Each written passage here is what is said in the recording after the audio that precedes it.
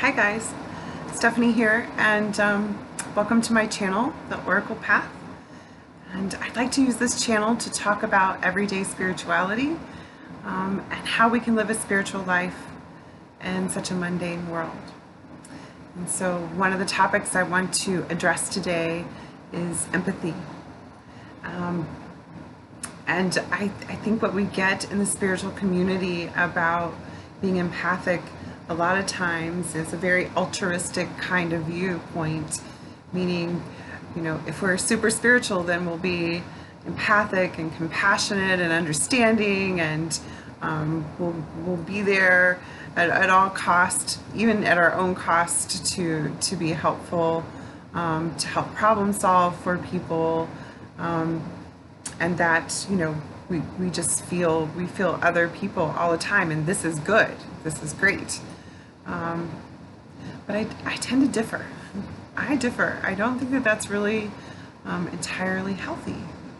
So what you'll find with being empathic and imbalanced is that you'll be exhausted, irritable, you'll be depressed or angry.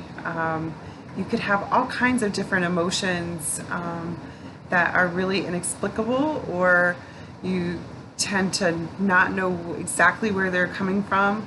And then, at least in my experience, I found people will, go over those things over and over in their head and trying to find a reason why they're feeling that way. And a lot of times, it's a lot of static and noise coming from outside, not to do with them. So with empathy, I think one of the first things I want to bring up here is that to master this super sense, and I believe empathy is a super sense, and I believe it's natural to everyone to have some empathic abilities. The first thing is to meditate, to spend time with yourself, to really know what's going on in your internal landscape, and your heart, and your spirit, and your mind. If you've ever had a session with me or worked with me at all, you'll know that I feel like meditation is essential. You really need to have that time spent being quiet, being still, and bringing harmony in your inner landscape. And the reason this goes together is because when we get out into the world, whether we're at work, we're with family, we're with friends, we're at events, whatever the case may be, those empathetic cues are much easier to recognize when you're in tune with yourself, when you're grounded, when you're centered, when your chi has been grounded out and you've been working on it, so you know exactly how you feel, where you begin and another person begins. Right? So I found this really great definition of empathy from a fellow, an author named Simon Baron-Cohen, and it goes like this: empathy is the ability to recognize other people's thoughts and feelings and respond to their thoughts and feelings appropriately. And I think that's important to know. So we recognize and we respond.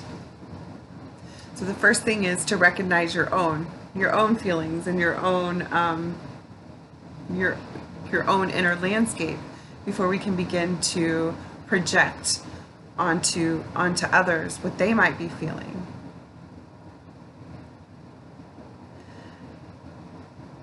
It's just coming to me like, and I'm trying to listen here. We can know that we have this ability, and sometimes really project outward, and try to draw people in to tell us all their problems and woes and that sort of thing. And I would beg you to ask yourself, why are you doing that? Is it a sense of wanting to be needed, wanting to get your opinion out there. I mean, out of balance empathy can be really manipulative, folks. It really can be. And we'll find some connections too between empathic people and those with some narcissistic personality disorders or other kinds of personality issues where you can get into really unhealthy relationships because they feed off of each other. As I said, everyone has this empathic ability. Not everyone is aware that they have the ability. And I think that's where it can be dangerous with people who have, some narcissistic tendencies, is they're not aware that they have this empathic ability, but somewhere in them they know that they can hook into you and really get a lot of compassion, lots of empathy, lots of, oh, you poor baby, I'm so sorry, what can I do to help? What can I do to fix this, right? Which is very different than coming from a place of service. All right, so I don't want to go too much into the narcissistic empath connection. Just know that there is one.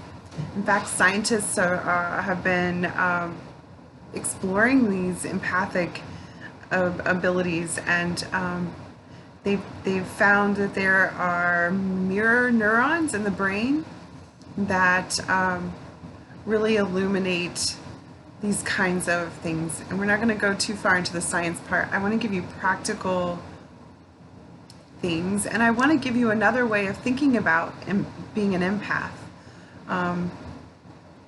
because it's so important in our spiritual development and in our development as people to master and to recognize our empathic cues. And by that, we've already discussed what happens when it's out of balance, that we get that exhaustion, we get emotional, we get feelings that we don't really know where they're coming from or the whys or wherefores on it. But let's say you meditate and you're really in touch with yourself and you're grounded and you know where you begin and end and where another person begins and ends.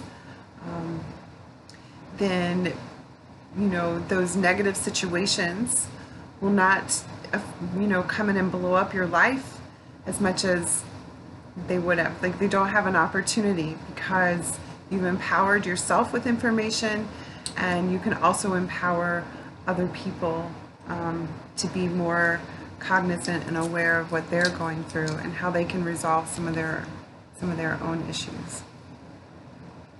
I didn't mean to ramble about that, but it's really important. So some empathic cues that you might want to begin to practice recognizing in yourself are things like this. How do you feel after spending time with certain people? Do you feel tired? Do you feel drained? Do you feel like, I've had this one before, where you just feel like you're swimming in some heavy soup, and it's really difficult to feel light and feel more yourself. So pay attention to how you feel around people, and then don't dismiss how you're feeling. Don't try to logic it out. That's how your body's feeling. Your super sense is telling you, I don't feel great when we're around these kinds of people. And there must be a reason for that, right? We can get goosebumps. That's a common one. We can get a tightness in our chest or in our gut. We can feel tension in our necks and our shoulders.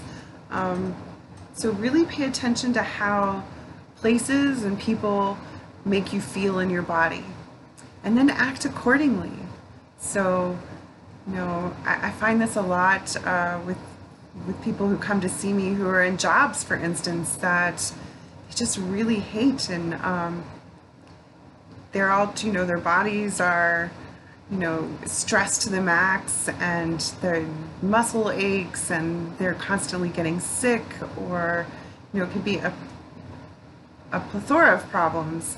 But they're not listening to their body that says, this is not a good place for me. This is not a place where I can thrive. So listen to the cues that your body sends you, and then act accordingly. So, it may be, there's sometimes family members, for instance. They're our family, and we might not be able to cut them out, of our lives. And of course, we might love them, but we also know not to spend too much time with them. And then you can prepare yourself. Some meditation, and just like really centering and grounding yourself before you have to go into that situation. So these are ways that you could use your empathic super sense to really help you out. When it becomes imbalanced quite a bit, we spend time just trying to figure out why we feel that way, or what really is making the problem there. But those are your senses, your empathic senses, letting you know this is not good, this is not great. So really begin to pay attention to how your body feels, and then honor it. And honor it.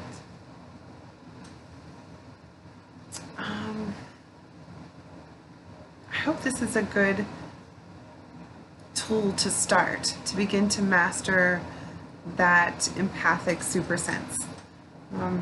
Again, I think everyone has this ability, and it really matters how much you pay attention to your inner conversation and your inner feelings about it. And the first step is meditation and knowing how you feel. And again, those negative relationships, and the outpouring of strangers telling you their deepest, darkest secrets will begin to definitely fade away. You won't have that experience so much anymore. You'll be able to really understand where your empathy is best used. That you're in command of it, rather than it being in command of you. Now, I hope this is helpful. I hope that you find some value to this information, and mostly I hope that it helps you begin to really explore what your intuitive, empathic cues are, and begin to use those in a positive way. All right. If you like this video and you want to see more, give me a thumbs up, maybe subscribe, and I'd love to hear your ideas and thoughts for other videos, or if you want to continue this conversation, I'd be happy to do that too. All right, be well everyone. Take care.